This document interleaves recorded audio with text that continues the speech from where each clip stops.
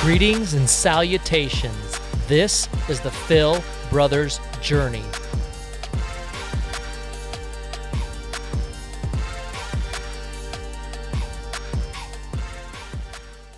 All right, cheers to what?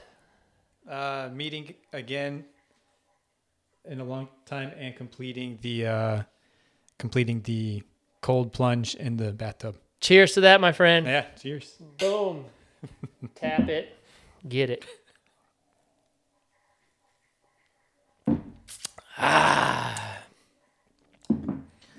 All right.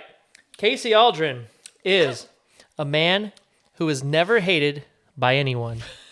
He is the Casey Kaayo vlog founder and producer. He is a traveling and sports enthusiast.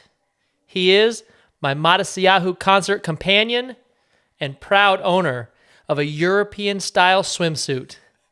Boy, Casey, welcome to the show. Thanks. Don't worry about this spilled drink here on my lap, and don't tell Maxine. Yeah. Evidence right in front of us. Tell me about the origin of what the heck Boy Casey is. Well, where should I begin? Wherever your heart leads you to, sir. From birth? Yes. Well, the terminology Boy Casey. Oh, Boy Casey. Yes. Okay. Yeah, so that nickname came from your brother-in-law at the time. Denny Fry. Yeah, Denny. Yep. He was a funny dude. You guys got along really good. He's fabulous. You guys are like two Jiffy Peas in a far out pot. Indeed. Thick as thieves.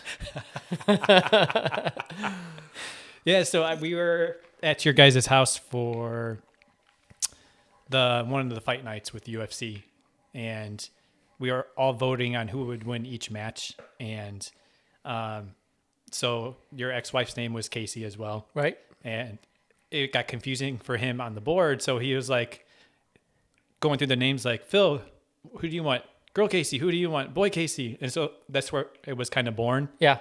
And then it just kind of stuck, and everyone enjoyed it and I thought it was funny too. Yeah. And it's just always stuck, and since then. There it is, So- the origin of Boy Casey.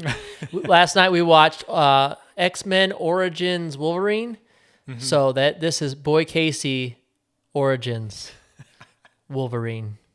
Wait, no, that doesn't fit. But nevertheless, yes. Yep. And I did not even remember it was like the fight night thing. So how about those fight nights that we used to have? How many did you attend, and what do you remember about the fight nights?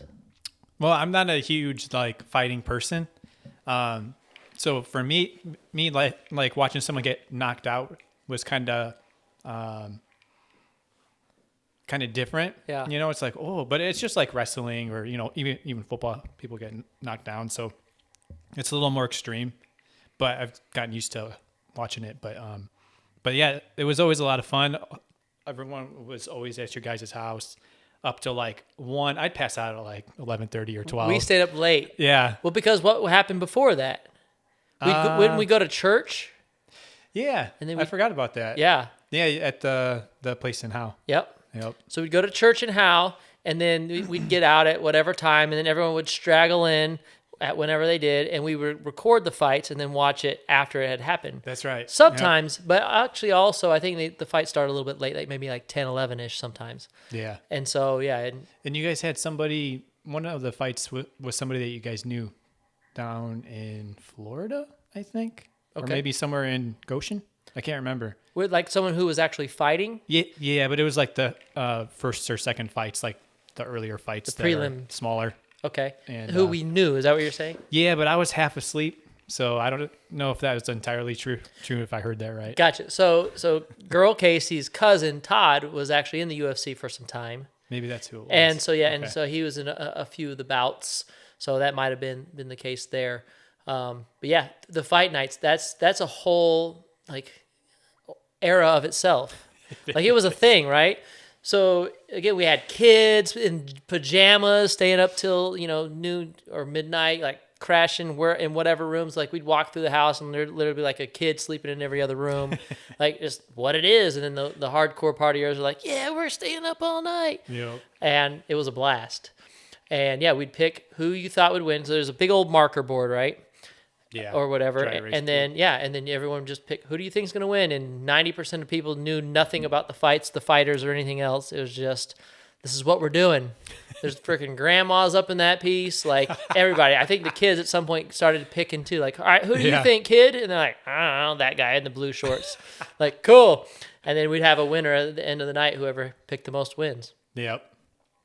And then at the end, whoever won fought the person who lost, and they literally fist fought at the end.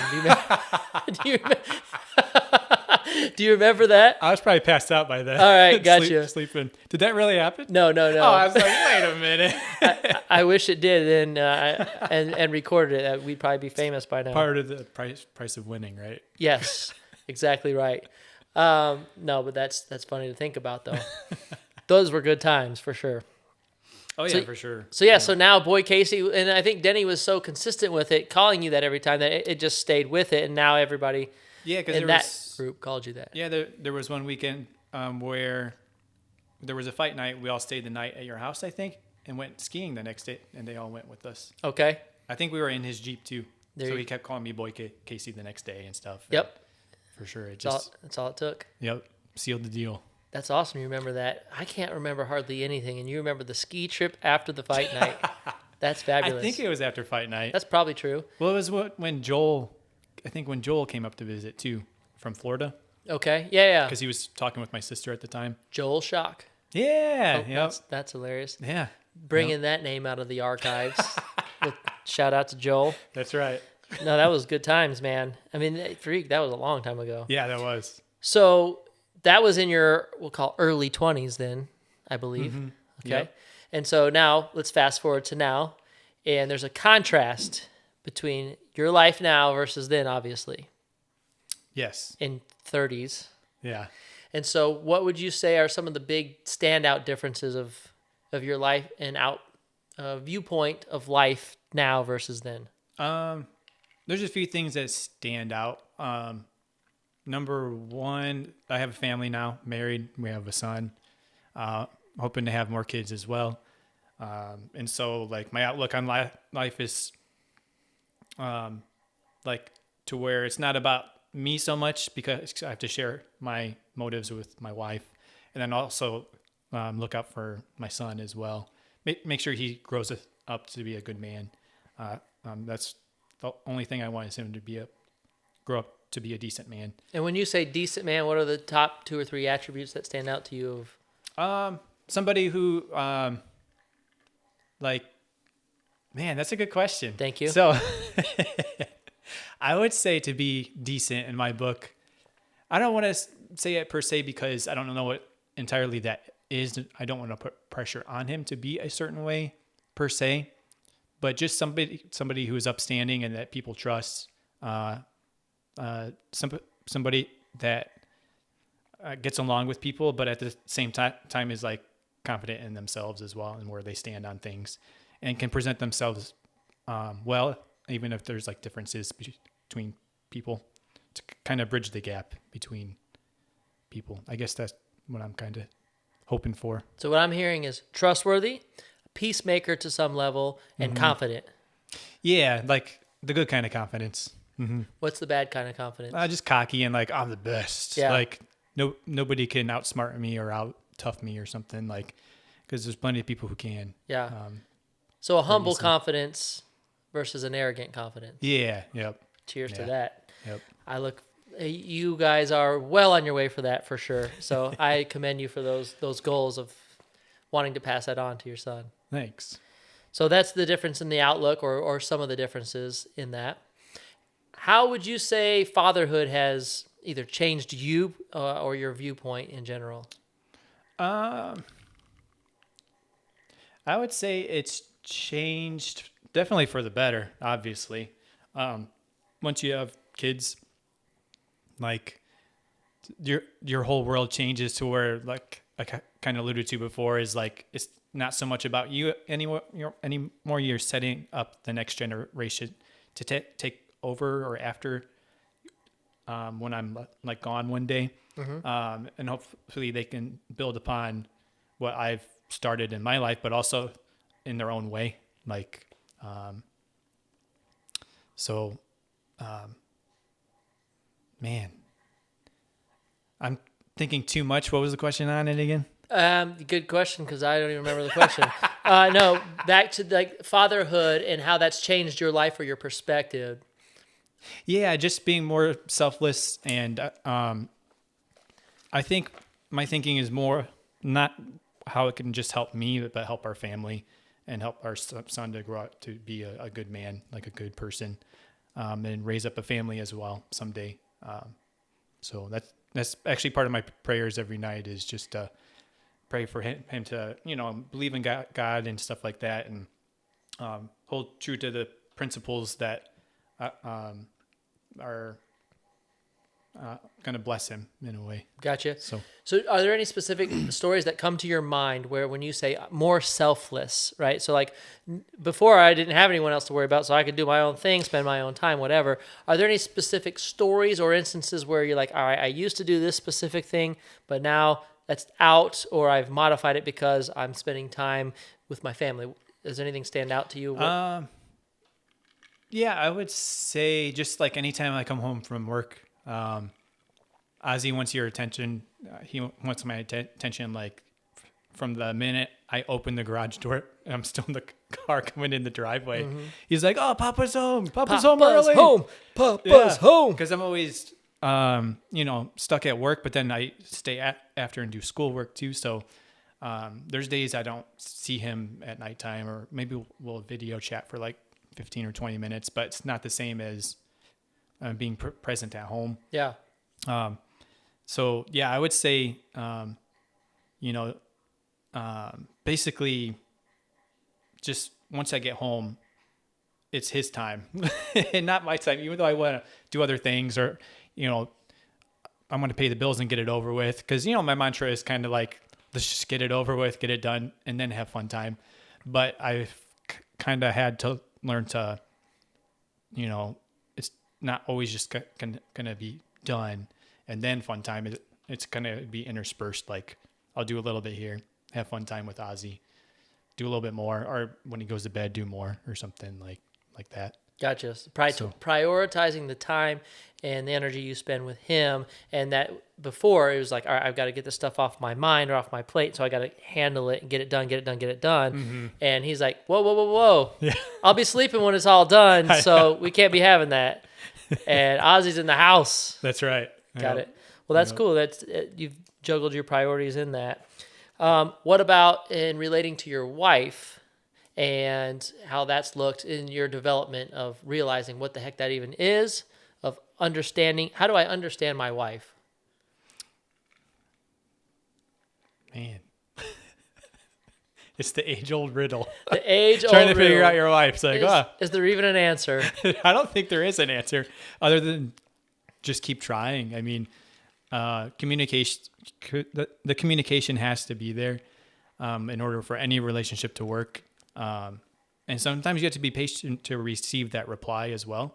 That's something I've learned, and it's tough because when I ask a question or something about something we're arguing about, like I expect like a reply within like 5 seconds or 10, 20 seconds. Okay. But sometimes it takes like the next day. Sure. And it's just like, do you have a specific that stands out to you of like, when we were arguing about this one thing, this is what it was, and I knew, and I didn't realize I needed to give her more time, or she was looking for more time? I mean, it's almost like any type of even small argument sometimes. I can't think of anything that stands out per se. Like, we need a new fence. When are we getting a new fence? Like, oh, snap. Or is that not? No, she was actually pretty good about that because, we had priorities of, I guess, putting our money towards other things beforehand. Yeah. So that wasn't it. Yeah, surprisingly it wasn't. Gotcha. Yeah. Yep. But no specifics come to mind, or am I putting you on the spot too hard? Yeah, I mean, I honestly can't really think of anything because it doesn't happen very often. Yeah. I tried to be there for her as much as I can and tend to her needs. Yeah. I learned that from you. All right. Growing up, especially with those the Shalom Arush books and stuff like that. Yeah. Putting your wife first and stuff. Garden of Peace. That's right. Yep. Gotcha. And so that's kind of instilled in my foundation of like, taking care of your wife is like the number one priority. Mm-hmm. And she makes the house a home, type of ideal. But yeah, I mean, when there's the argument, the communication isn't always instantly done. That's something I've learned. And still, I struggle with it sometimes. Like, come on, like, let's have a conversation. I'm trying to get you to open up about stuff. We're fixing it now. Yeah, We are not trying to wait. Yeah, We're fixing it now. I don't want to go to bed angry. Like, let's get this done before bed, or type of thing. Let's touch on that, because that's something that I've heard repeated over the years, and I've come to maybe reconsider that. Like, I'm not fully convinced that is the best solution always, right? Like, look, you're mad, I'm mad, I love you, but we're both tired. Yeah. If we're trying to solve this between the hours of 11 and 11, 12. yeah, That's usually when it happens. and we're both grumpy, we're both exhausted, we've worked or dealt with the kid all day long. Like, I love you, we're disagreeing right now, and I want to be clear, I do love you, but we're exhausted. Let's try to sleep on this. Like, I love that option better than let's solve this so that we don't go to bed angry. As long as we're clear that I love you, and at least that's either spoken or shown, even though, look, yeah, I'm mad at you or I'm annoyed with you. I want to be clear about that. But like, I love you. We're going to sleep in the same bed. I'm not sleeping on the freaking couch or out in the shed, which you do have a sweet shed, by the way. But let's give it some space. Mm-hmm. And sometimes that is needed. I do agree with that.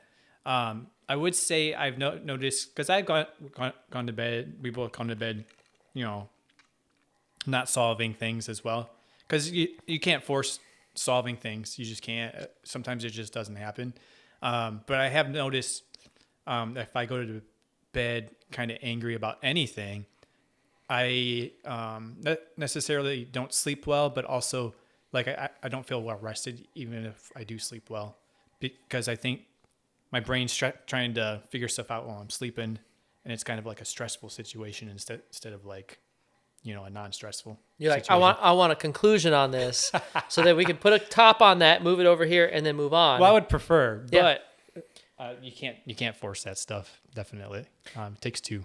So yeah, and it's like, look, I get that your mind and your health maybe want to deal with this. I'm not ready for that, and so sorry for you, but I'm just not ready for that. Mm-hmm. And to be honest about that, that is a very hard thing to do, especially being again, as stereotypical men, we want to solve things right now. Let's solve it. Mm-hmm. And a lot of times the ladies are like, well, I need to think about it, ponder it, feel it.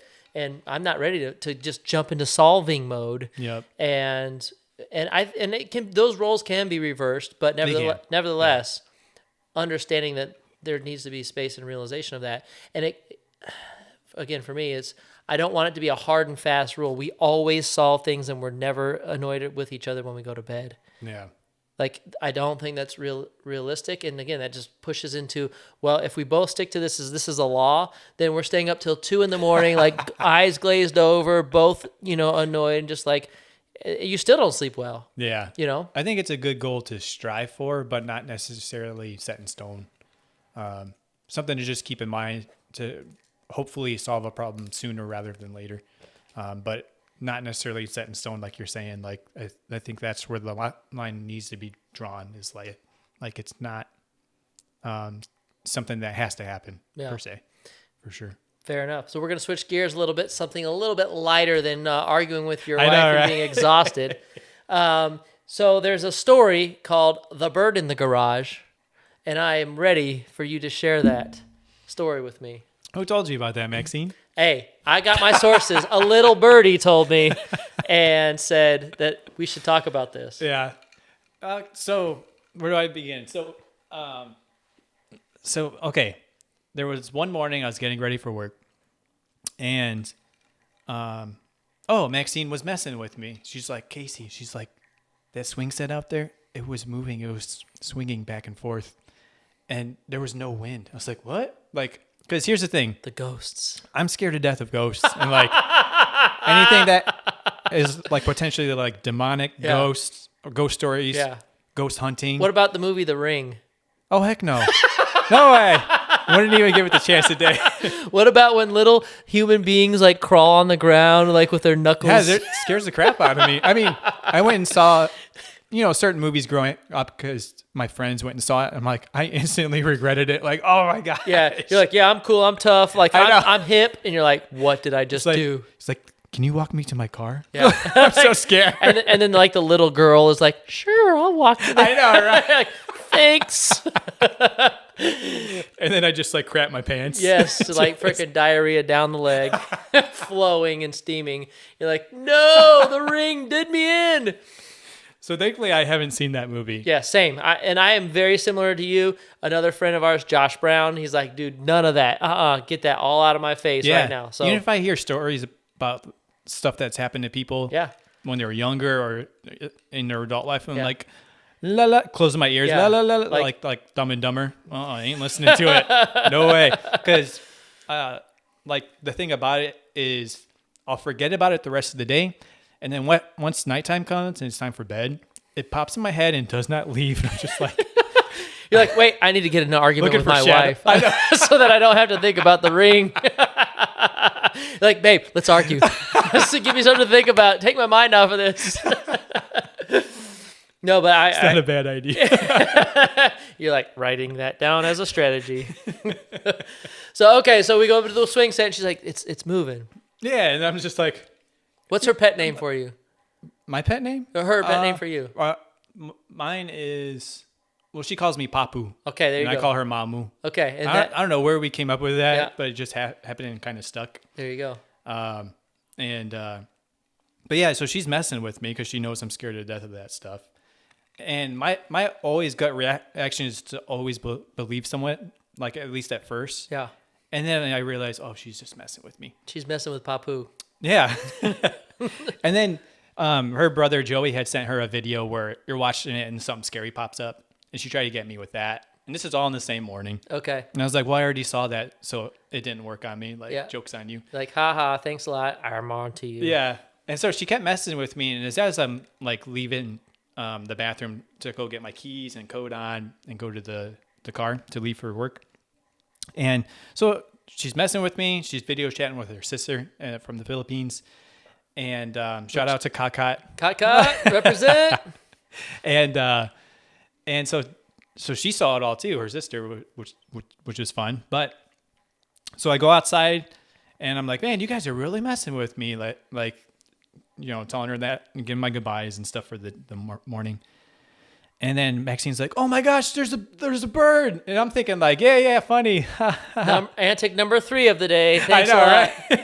right? Like, nice try. Uh-huh. I ain't falling for that. And then all of a sudden I see off the corner of my eye, because the garage light is on, I just see like this like silhouette, half lit up, like I thought it might be a bat or something. And I saw it, I'm like, woo! I just started screaming like a girl. And her sister saw it. I wish we got it on video for the vlog. Yeah. But her sister saw it, Maxine saw it, and I'm just like screaming like a girl, like, ah! And I'm like kind of like dancing and like frantically like trying to open the door and shut the door. Open what door? The garage door to come into the kitchen. To come back into the house. Okay. And I like slammed the door and I'm like, oh, I was like, why'd you do that to me? You set me up. Like, it's like the boy who cried wolf, It's like, why am I the victim of this? This time I'm for real. And so I went out there and it turned out to just be like a robin or something. And I don't know how it got in there, but I just opened up the door and it flew out. And but we were laughing about it. It was a good time. And it's a really good memory, actually. And unfortunately, it scared Ozzy. Because I was like so frantic and scared. It scared him. Yeah. He's like, Dad's supposed to be super brave all the time. What the heck? Dad's scared, so now I'm scared. Yeah. Yeah, so that's the story of the bird. But there's that whole setup that just makes it like to where the boy who cried wolf, essentially. Gotcha. Well, thank you for sharing the bird story. I am very fond of that. Thanks. We're going to move on to the shart story. Shart? Oh, God. Yeah. I thought you said shark. I'm like, Did something happen in the Baby shark in my pants, Baby shark in my pants, No. Yes, please bring it on. I mean, we're putting them all out there. Okay. Today. So, wow, Maxine really set me up here. She loves Papu. Okay, so we had just recently gotten married, and we were living in an apartment at the time, and it was probably like the weekend, and we're sitting down on the floor, leaning up against this big bean bag we used to have, and Love sack. yeah, you guys used to have them. Shout the out big to old, Love sack. it's like a couch, Yep. and so we're sitting there.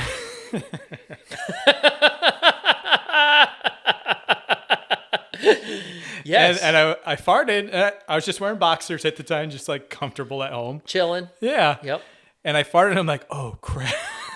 Literally. That did not feel good. So I instantly like jump up and ran to the bathroom. Did you do like the waddle squeeze run? Like A little bit, just kind of like, oh crap. Like, keep it in. yeah, trying to hold everything in. And it wasn't very much. Yeah. And it's like really the first time that's happened besides literally being sick and having diarrhea, you know? And so I was like, oh my gosh. we're like, we had just gotten married like a month or two before. So this is we're really comfortable at that time with each other and beforehand. And Well, Maxine's a champion farter too. she is. Yep. She competes with my dad. Yeah, She's like my dad. She's It's not crazy. ashamed of it either. She's like the man in the relationship. She Like the dominates. woman. Like, hey, like to the father-in-law, we're going to see who the real man in this group is. Here it comes. But she appreciates that kind of humor and that kind of activity. She does. So, yeah. okay, so you sharded, you went to the bathroom, and then... Yeah, and I'm just like, and then little did I know there was some on the carpet. Uh-oh! And so Maxine actually like cleaned it up while I was cleaning myself That up. woman is And way more gracious than I yeah, would be in that situation. I was like, I wouldn't have done that. Yeah, like, hey, that's your shart. You get that stuff. Well, that was a good way of getting further acquainted with one another on a deeper level. Yeah. It was. She always brings that up all the time. Do you remember I forget what movie it was from. Maybe it was Sandlot, the diarrhea song, or maybe it's not from Sandlot. Where it's like when you're sliding into first and you feel a juicy burst, diarrhea. But I forget all the ones. When you're sliding into second and you feel Second's the one I never knew about. it throws you. All right, I just said wetting, like your pants are feeling wetting, but wetting. that's the only thing I can think of. All right, if you guys, our listeners, have any good suggestions of second, please throw it out there. Yeah. Hit us up, text me, call me, Instagram, whatever. We were talking about cybersecurity with texting and putting my phone number out there. Certain people are concerned about that, but for now it's out there. So any of those methods. When you're sliding into third and you feel a Juicy turd. diarrhea. Is that what Yeah, you mean? juicy turd all for right. sure. And then when you're sliding into home and you feel a... This is my favorite. Your pants are full of foam. I was going to say funky foam. When you're sliding into home and you feel a... What'd you say? Full of foam. Full of foam. When your pants are full of foam. Diarrhea. Yeah. Shout out to diarrhea and sharts. That's right. That is epic. I have other sharts happenings as well. Actually, that came up this week in our household. I don't even remember it. Megan will be able to tell it better, so we'll have to bring her on here. She can tell the shart story on me. But I have similar experience. I really don't remember it well, or I try to tell it, but basically I sharted at some point, and she thought it was absolutely hysterical. Wait, with Megan? Yes. Really? Yes. Recently? It was again a relationship building moment, but she thinks it's absolutely hysterical. It's probably happened twice in the last year, probably somewhere thereabouts. Twice? Yeah, Wow. those times. Nice. And so, anyways, I never thought I'd be like, congratulations. congrats on the shart. You sharted twice. Hey, air high five, shart friends. That's right. Bam, shart friends. Yeah, so that's good stuff. We're gonna move on to something. Next is the Philippines trip, May 2014. Yeah. Me, you, girl Casey, and Joaquin, That's right. baby Joaquin. Yeah. What do you remember from that? Let's start with how did that even develop? How the heck did we even end up going there? Do you remember? Yeah, so that trip was because we were going to get married, have a ceremony in the Philippines, and then have one over here as well. And I asked you to be my best man because I learned a lot from you growing up, and actually living with you guys for about 6 months when I worked at Comcast. Good old door-to-door days. Yeah. Sometimes we ditch Oh, yes. and watch like YouTube videos and stuff. What's the one, Ghost of Christmas Past? I was hoping you'd bring that up today, actually. Yeah, we're transitioning to the Ghost of Christmas Past before we forget. Let's jump on the rabbit trail. Okay, so before that, what was it, 2008 maybe? Okay. It was a couple of years before I started working at Comcast. And I was coming to visit you guys from like Friday to Sunday. And I was there like Friday afternoon, I want to say. And you would always take me on your Comcast adventures sometimes if I was there. Like, you would always be on the phone taking sales calls or having me write down their information for you while you were driving. Hey, write this down. And so we were knocking on doors in Elkhart at a apartment complex. And I remember you just gave me a coat to wear to make it look like I worked at Comcast. Like, here, you're wink, wink, Comcast. Yeah. And so you're knocking on someone's door because they were plugged in or connected to cable and they weren't paying for cable or something like that. Yes, they were illicit customers, or what we call it borrowing. Unauthorized customers. Yeah, there we go. And you're trying to get a sale basically out of it. And so you knocked on their door and they're like, "Who is it?" And you're like, "Oh, it's Phil with Comcast." And they're like, "Huh?" You're like, "Phil with Comcast. Ghost of Christmas Past." And it was around Christmas. It was December. Yeah. Like a couple weeks before Christmas. Right. And we just started laughing like, oh my gosh. It was epic. And then she opened the door. And I think she expected to see the Ghost of Christmas Past because she was so surprised. Like, she opens the door, like, talking to somebody, like, oh, like, so disappointed, you know? Well, she was probably more surprised to see two white boys at her front door in that complex than anything else. So that was probably like, what the? Yeah, so Ghost of Christmas Past, and then there was one other, Sir Quincy. Yeah, Sir Quincy Washington. Yeah. Do you remember anything about that? I just remember you telling me stories about it. Yeah, that was just a name, I guess, that showed up on my sheet. So I think that was back when I had paper sheets, not an iPad. Maybe not. I don't know. Yeah, but it was paper. I was like, Sir Quincy Washington is the name of this freaking customer. So like, I think I went there, whatever, and it ended up being a woman, I think. Oh, it was? Yeah. Wow. And I was like, the full name was Sir Quincy is one word. One word, right? yeah. Sir Quincy Washington. And I was like, that ain't a real name. That is a made-up name. So in the Comcast days, did you ever see any made-up names or? Yeah. There's some shady stuff done sometimes. Does anything stand out to you, the made-up names or anything like that? Nothing made up, but I remember one guy signing his daughter up. Yeah. She wasn't even 18 or barely 18. Yep. So I've heard Ruined that. her credit real quick. I was like, oh, man. Looking back, I was like, maybe I shouldn't sent that one through. Gotcha. Well, you didn't know, according to the record right now, we're putting it out there. You didn't know what was happening. But yes, that happened sometimes. And then also people I've heard signing up their pets. Oh, yeah, I've heard of that. There you go. So no social security number. They pay a deposit. Bam. They got cable in their pets' names and or their 4 to 7-year-old name, screwing their credit up. Very sad. That seems to be the opposite of the parental plan that I heard you just describe in regards to setting your child up for success, would you say? But I will say this. The specific family that I'm thinking of that signed their daughter up without... And she knew. She was sitting on the couch. And I knew she was 18, to be honest. The girl that gave consent, well, at least she was at least a teenager. Oh, yeah, So at least there's a level of high school. understanding versus like a 7-year-old like, hey, you want cable in your name? Like, yes. I want Mickey Mouse. That's all I know. All right, deal.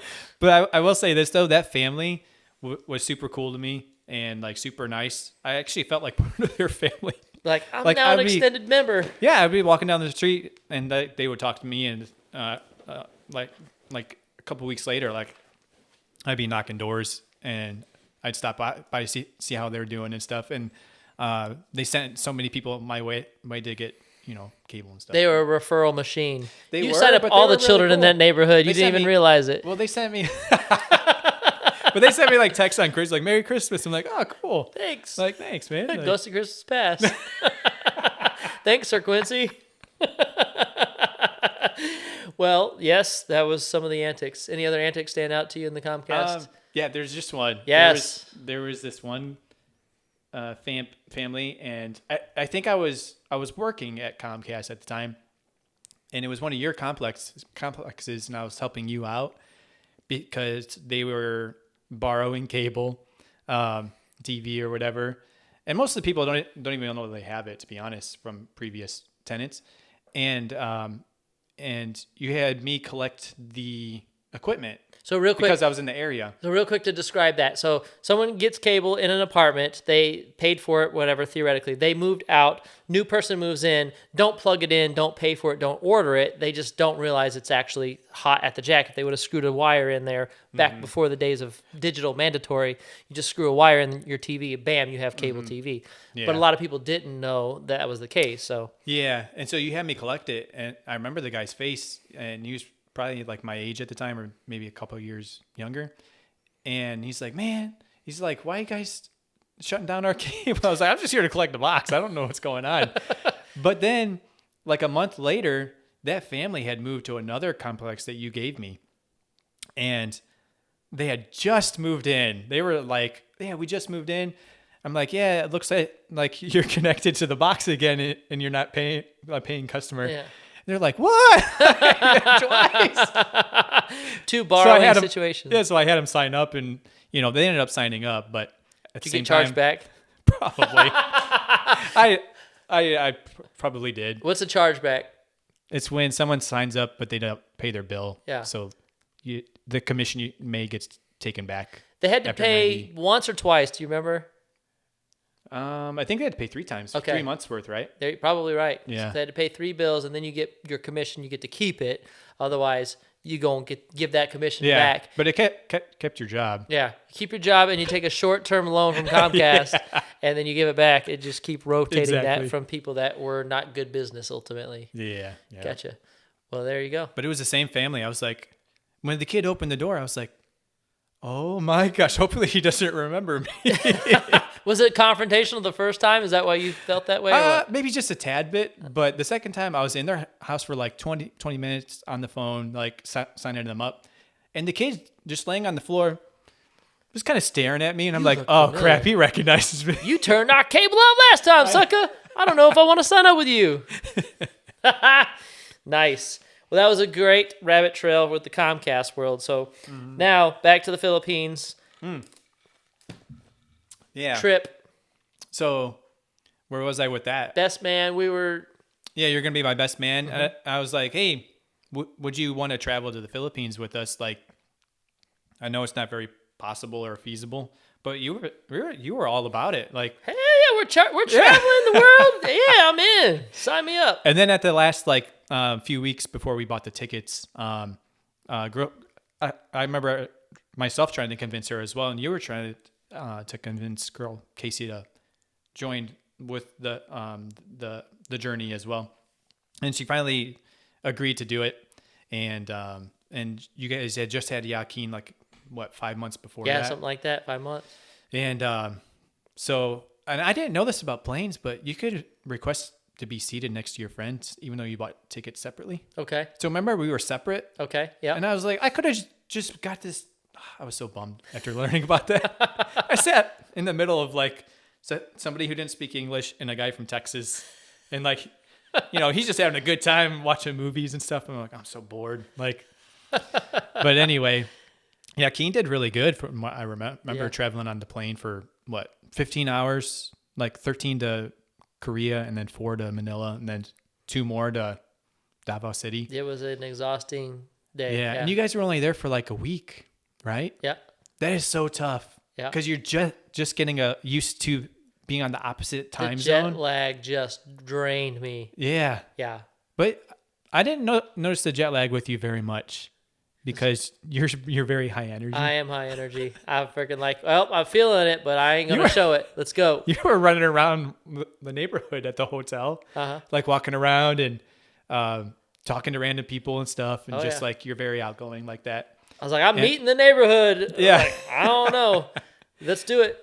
And I just remember girl Casey being very scared because it was you're kind of embedded into the city there, not so much you're going on vacation to the Punta Cana or whatever in Mexico where it's like resorty. Right. Like it's like you're in the actual culture there. Correct. Like poor people, just your regular people. There's a lot of people on the street. Yeah. But that was in Davao City. Yep. Yeah.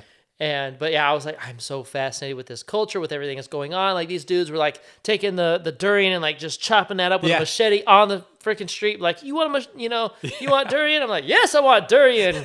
How much? Like, however many pesos is that the Yep. pesos? Here, Yep, pesos. take my money. I have no idea what the conversion rate is, but I want that here. Mm-hmm. And oh man, I freaking dug it. It was awesome. Yeah. Now in the Philippines at McDonald's, what do they serve that's like they don't serve here?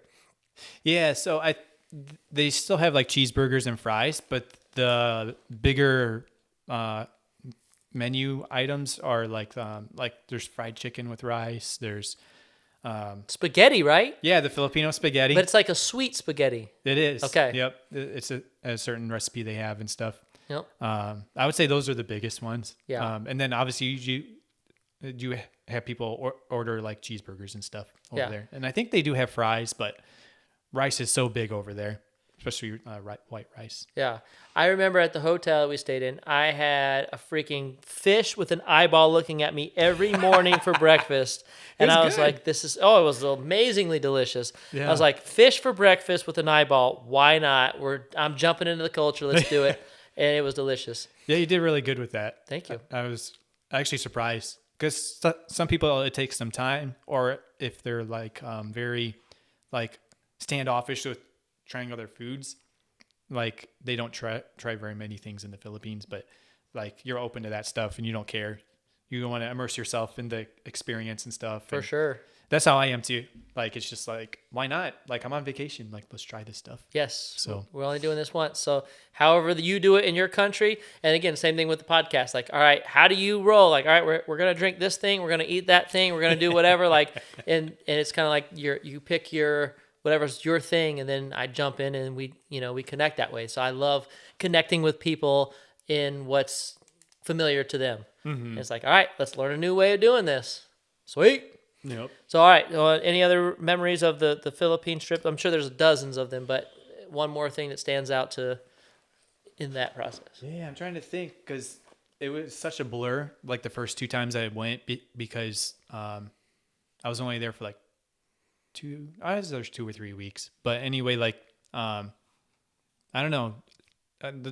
I remember more the third time we went back, like 2 years ago, because I recorded a lot of it for the vlog. So maybe that's why I remember more of that one.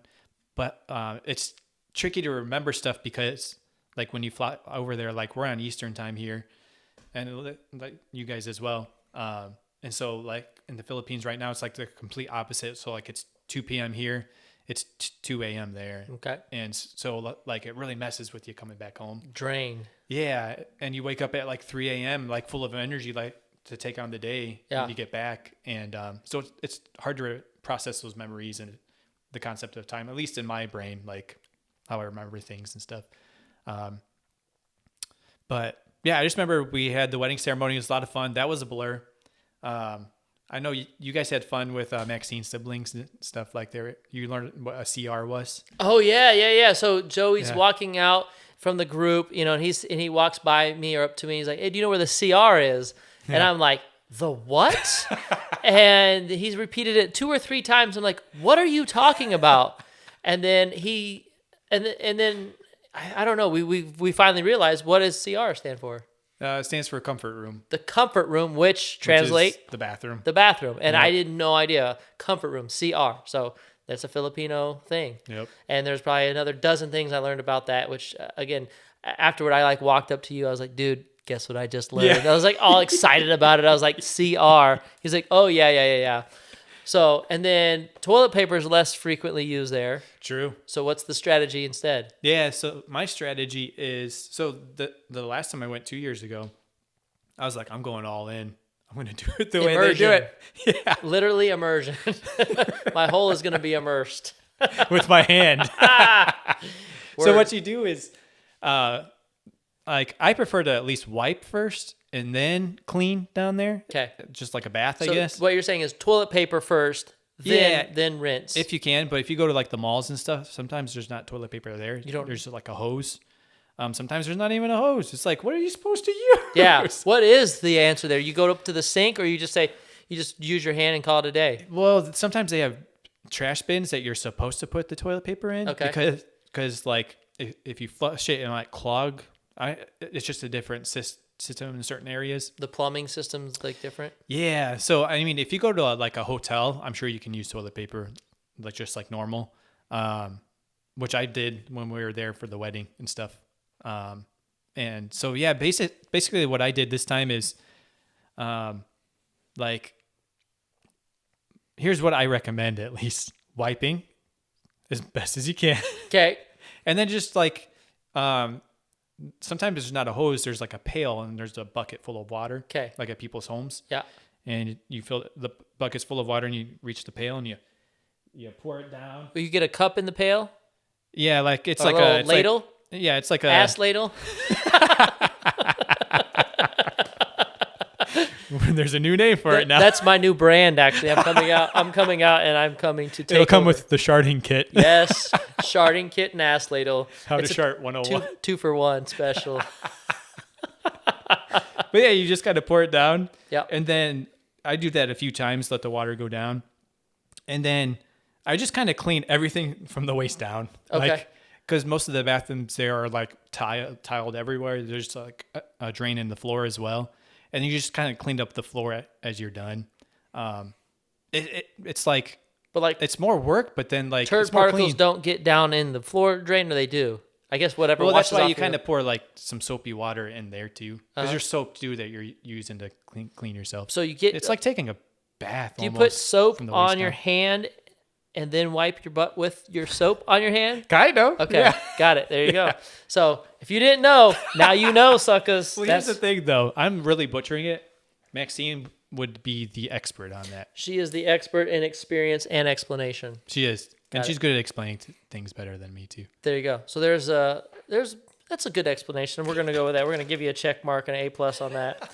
We're gonna switch over to old Bonnie at the gas station because I wrote it down. So on my way here, I picked up some ice because we did the ice bath, and your first time. Yeah, How that you- was. Whoa. You want me to explain my do it. experience? Yeah, your feelings. Oh, okay. Yeah, so I've never done the ice bath. I've done cold showers. I did one this morning, and it helped my knee because I messed it up yesterday. And so this bath though, so first off, there's pressure because it's like I can't back out. Phil's here. Like I can't say be like, I hear my mom calling me. I gotta go. That ain't gonna happen. You were going to dunk in there together. And so we did rock paper scissors first, and I decided to just go anyway, get it over with. I'm glad I did. Well done. And so when I first put my feet in, it wasn't too bad. I thought it'd be colder. I felt colder in pools actually, regarding my feet.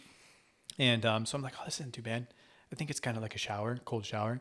And then once you sit down, like it's a whole nother world. It hit a brother. You start feeling vibrations in your legs. Nice. And then you just kind of like, oh, there's that mental block of like, I'm just going to stay right here. Don't move a muscle. I know. But your coaching helped out a lot too. All right. A lot. I wouldn't have lasted nearly as long or even done the full body. So I did the legs first for 30 seconds. Mm-hmm. And then I slinked down and did my chest and shoulders. And I think I put my hands in towards the end maybe. Okay. But then I wasn't brave enough to do the dunk because I already felt the vibration in my head. Yeah. From the sheer coldness in there. But I would venture to say like if I kept doing that like once a week or something, obviously you get used to things and you find techniques to do that. Right. And I like your recommendation. You want to share that about the fire? Yeah, bring it. Yeah. So you like picture your belly like producing this fire, like a bonfire. That's the way I pictured it in my head. Yeah. And then when you're breathing in that warmth from the fire, and then you're breathing out the cold air. And it's best to like not hyperventilate, but like breathe controllably or controllable, and just be at peace with it, but also like realize your body's fighting to survive. So it's like stressing your immune system to like help heal because it's working overtime, kind of. But it's like a natural thing. Is that correct? Sure, it sounds pretty darn close to me. Yeah, I don't think I could explain it better. So well done. But anyways, yes. So on the way here, I had to pick up the ice for it. So I ran into old Bonnie at the marathon, and I'm buying it, and I'm like, "You want to know what I'm doing with this ice?" And she's kind of like, I was like, well, "I'm gonna tell you anyway." I was like, "We're gonna take a cold bath or an ice bath in the bathtub," and she was like. I was like, sounds crazy, doesn't it? And she was like, yeah. I was like, yeah, it's not for everybody. And so, anyways, I was talking about how there's health benefits and it's actually, good for you kind of thing. And she's like, yeah, I'm not convinced of that. And I was like, no, what do you think? She's like, I think people can get hurt from doing that. You can get injured or whatever. Like, it's dangerous. I was like, all right, most people probably think that. I don't know. I've probably thought that in my past. But I'm like, all right, Bonnie, good looking out. So anyways, we go out and get the cooler. She unlocks it and gives it to me. I was like, all right, have a good day, Bonnie. I'm going to go get my tuchus all cold out there. And she was like, all right. So Bonnie has a story to tell her friends and family today. Yeah. Well, then also, like, she's probably thinking hypothermia. Yes, exactly right. That's exactly what most people would think, I would think. Yes. No, you're right. All right. What about the dog poop feud? What do you know of it? Oh, with you? Yeah. And your neighbor? Uh-huh. Yeah, so what was it, yesterday you said? Yeah, it was like within the last day or two. You sent this blurry video. I couldn't tell what it said. Yeah. Even the story caption that you had, I was like, I can't read it. So you told me what it said, basically, but your neighbor put a box on the side of his house facing your house. Yes. And it said something about clean up your dog's poop in our yard. Yeah, stop having your dog poop in our yard. Yeah. Yeah. Which is like, it's a good way to say it in a non-threatening way, but it can be taken threatening. Yeah. Like, you took the time to make that sign. Like, literally took you 10 times longer to make that sign than just come have a conversation with me. Passive aggressive. Yeah, but then you make a sign with the hashtag not my dog. Yes. So Brandon Miller made the hashtag not our dog's poop or not our dog, something like that. Yeah, not our dog's poop. Uh-huh. And he sent me the picture, and then I sent it to you, showed you. So that wasn't me. Props to Brandon. Ah, okay. But he, just like I sent you the video, I sent him the video, and he was like, oh, no. So he was like all about it, like upset about it. And then I think it was Brad Miller who said something along the lines of, that wasn't our dog, that was us. That was me. That was me pooping in your yard. And so there was some fun antics to have around it. Mm-hmm. So the not our dog's poop is the hashtag that he made, and I did not put it up. So the wisdom in me said I should probably deal with this a little bit more maturely, and the long-term peace process is better just to address it in a non-threatening way. So I went over there. Did you guys solve it before bedtime? Yes. Actually, we were a little bit tired, a little bit grumpy, but we stuck to the rule. We don't go to bed angry with each other, your neighbor. So went over there, and I brought my fancy chocolate bar, similar to yours. There's different ones that I have with that. That one's from Davao, but there's other ones from different parts of the world. But what was the name of it? Askinosie, I think. Askinosie chocolate. Mm-hmm. Brought it over, ready to give gifts. The principle behind actually the biblical concept of Jacob and Esau. Jacob gave Esau gifts to appease his anger when Esau was coming against him with troops. So the concept is, if you have someone angry, annoyed, frustrated with you, and you give them a gift and you're humble about it, it can diffuse so many situations. Like, it's not 100% foolproof, but you're going to have a lot higher probability than being. So again, I have two different ways of how I process this. Number one is, hashtag not our dog poop, put up the sign and say, screw you, you're out of your mind, and your facts are not straight. This is ridiculous. Definitely not our dogs. We keep track of that stuff. Not happening. Plus you have a fence, right? Yes. Got a fence. I walk them with leashes. Now, I have let the dogs run back there a little bit, but they're chasing a squirrel, and they're literally back there 15 to 30 seconds, and I see them the whole time, and I've never once seen it happen. But go over there. Look, it sounds like we got something to clarify. So, tell me what, have you seen my dogs pooping in your yard or what? And I just want to talk about it. Now, this guy is super nice and friendly. And again, he's clear communicator. So yeah, my wife saw him. She's seen them back there. So dogs like to poop where other dogs poop. So they're probably pooping in the yard. It's quite a leap, but I didn't address it. I said, oh, okay. But like, has she literally seen them? And, oh yeah, she's seen them. I questioned the way that you answered that question, but nevertheless, okay. I was like, well, first of all, I want to be clear. I want to be a great neighbor. I want to have peace between us. And if that's happening, I don't want that to continue to happen. I'm not even going to let them run through your yard anymore.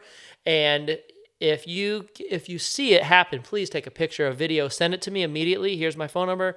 Text me, tell me it's happening. I want to catch it in the act, number one, and I will clean it up immediately. Like, I don't want this to go a week or a month.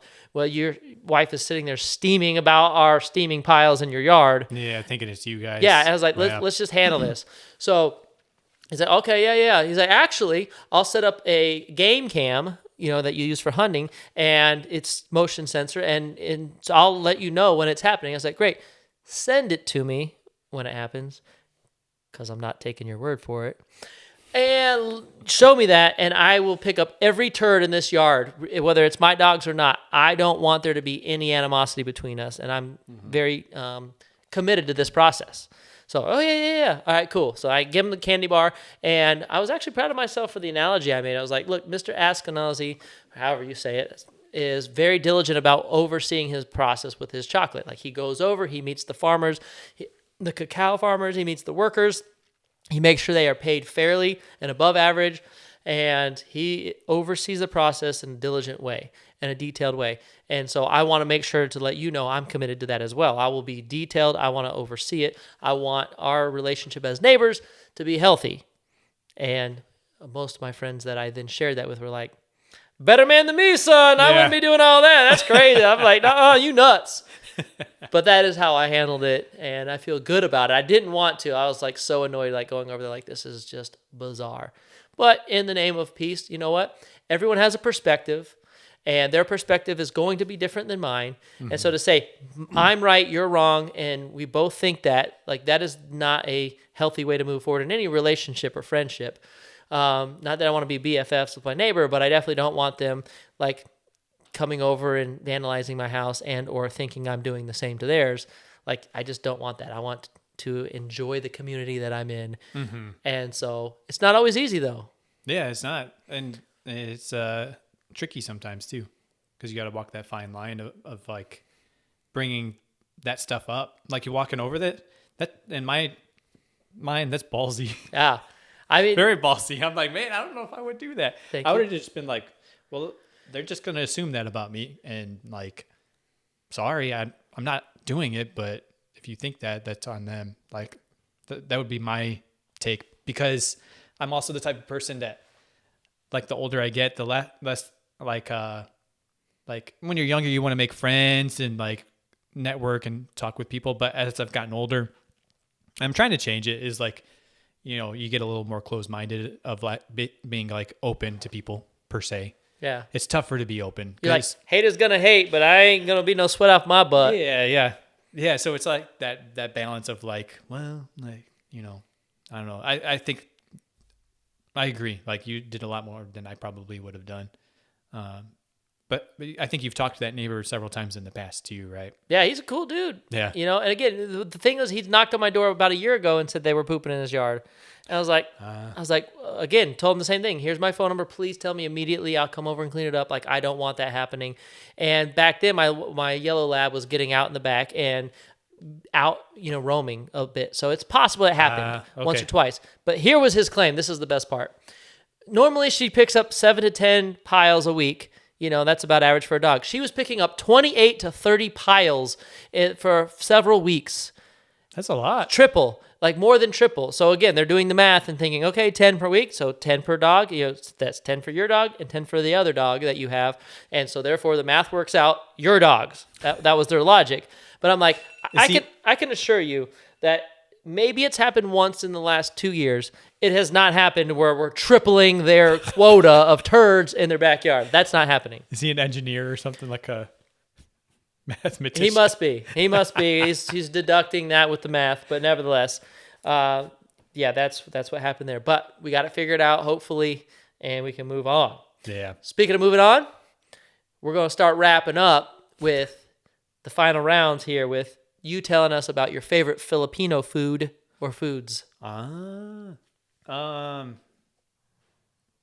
Wow. There's so many to choose from. Start listing them. Let's go. Well, I'm doing a speech for school about the Philippines and like the food and stuff. And there was a list of like 50. So there's chicken adobo, there's lumpia, and a lot of stuff I can't have because it has pork. But if it's chicken or a chicken version, it's really good. There's pancit, which is like noodles. We had some of that earlier. Yeah. What else? Oh my gosh, drawing a blank now. 2 more. I'm not talking in the mic, but what about the mango? There's like a mango something that Maxine makes. It's pretty fantastic. Yeah, mango float. Uh-huh. That's actually probably my favorite dessert. It's fab. One of Ozzy's favorites too. Yeah, there's just so many foods to choose from. Yeah. I recommend Googling Filipino foods for recipes if anybody's interested. Or if you want to come over to Boy Casey's house, Maxine will make you some. You got to schedule an appointment. Yeah. And there's a $29.99 reservation fee. All right. Thank you for sharing that. Next is your best $100 purchase or somewhere thereabouts. It could be a couple $100, but like a purchase where you're like, dude, I'm so glad I spent that money because the thing that I bought was awesome. Oh, easy. Camera equipment. Easily. Yep. Like that Osmo Pocket, which you're using right now. Osmo The Pocket. little tiny one. Yeah. That was like maybe $300, I think. I bought it a couple years ago. Yeah. And then another one would be like the drone that I bought before going to the Philippines. Like I've only used it maybe 5 or 6 times, and crashed it just as many times Well probably. done. Well done. But it was around the same price. Is durable to where it survived the crash as well? It did. Oh. The first time I flew it was we were island hopping in Davao City, and I crashed it into a palm tree. Ooh, nice. Yeah. And it survived the fall from like 60 feet up Well done, into drone. the sand. Yeah. Okay. So And what was the brand drone? that one was the same as the Osmo Pocket DJI. DJI. I think it's a Chinese. If you had to company. pick one, which one would you go with? Oh, the Osmo Pocket. Yeah, you use it more often. Yeah. Yep. Yep. And the benefit of that, let's say versus a GoPro, is there a main difference? They're pretty comparable nowadays. Okay. GoPros are pretty stable now. Yep. There's a lot you can do with those. So basically, a mini camera is where it's at. Yeah. The only downfall is like the Osmo Pocket is not waterproof. Okay. Whereas the GoPro is. So maybe the GoPro would be a better option in the future. Nevertheless, you're glad that you spent the money because you use it frequently. Yes. Cool. Yeah. All right. And your final here is if you had the ability to put a message on everybody's cell phone, like the background, and it would say something that would be either meaningful, inspiring, it could be even silly, non-commercial, what would be the message that you would put out that you think that would be most impactful? I would say try something new every day,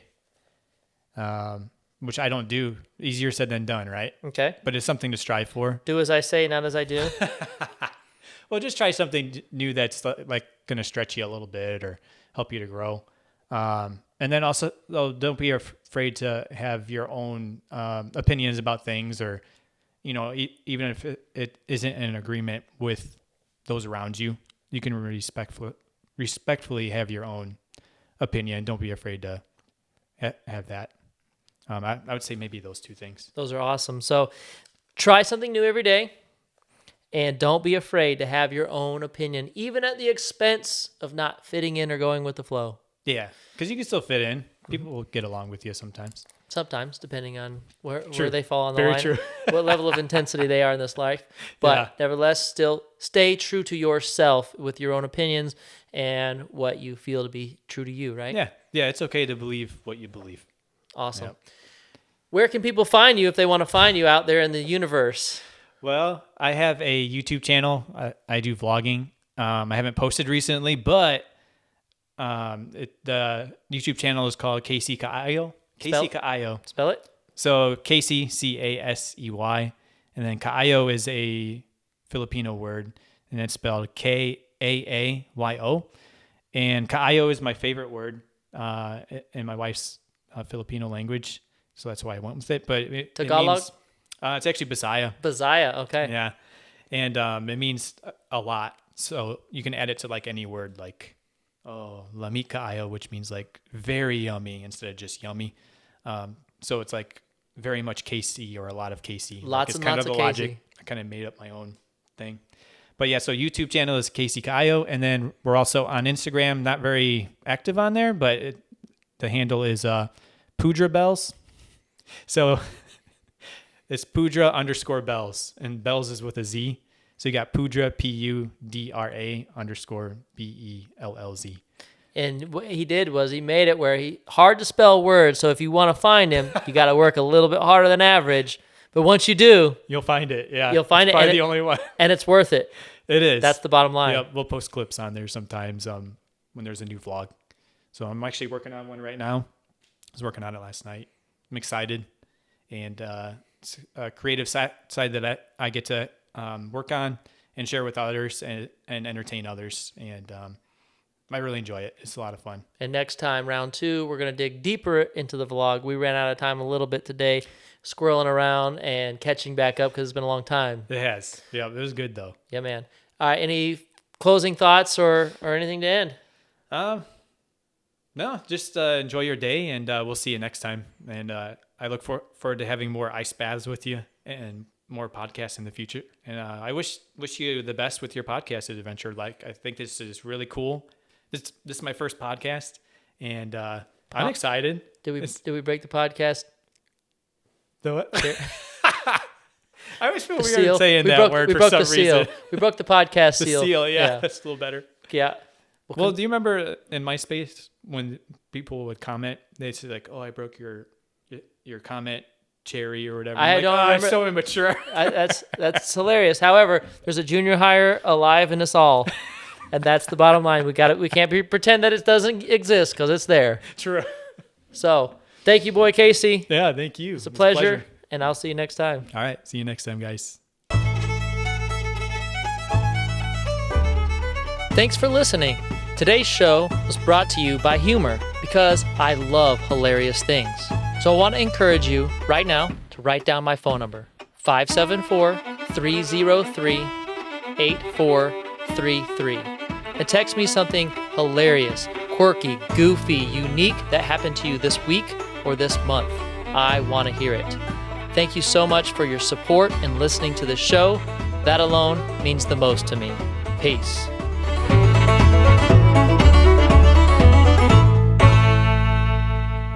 Pee poop, pee poop, pee poop, pee poop.